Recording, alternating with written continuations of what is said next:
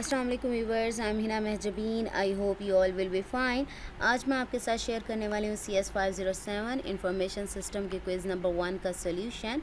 But quiz share करने से पहले अगर आप मेरे चैनल पर न्यू हैं दैन प्लीज़ मेरे चैनल को सब्सक्राइब कर दें और बेल आइकन को क्लिक करना मत भूलिएगा ताकि अपकमिंग लेक्चर, डिफरेंट असाइनमेंट्स और क्विज़ के सोल्यूशन के नोटिफिकेशन आप तक पहुँच जाएँ।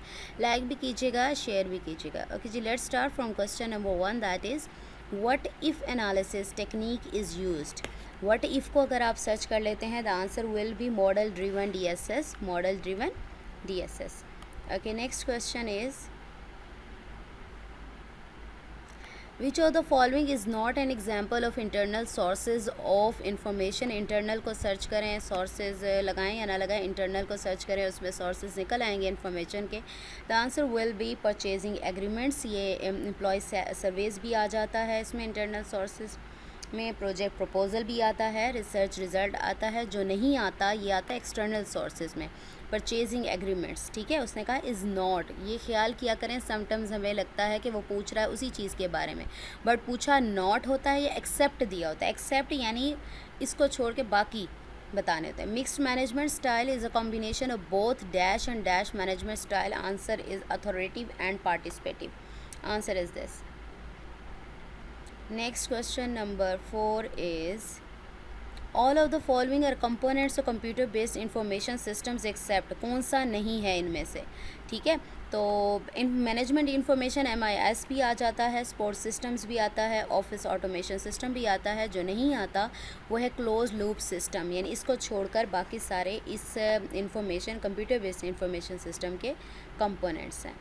Next question number 5 is a system that is connected to its environment by means of resource flows is called open system। ख्याल कीजिएगा, ओपन एंड सिस्टम और ओपन सिस्टम में बहुत डिफरेंस है। ठीक है, तो ओपन सिस्टम है, आप इसको सर्च कर लें, इन इट्स एनवायरनमेंट को सर्च कर लें आप। ठीक है, अपने हैंडआउट्स में आपको आंसर मिल जाएगा।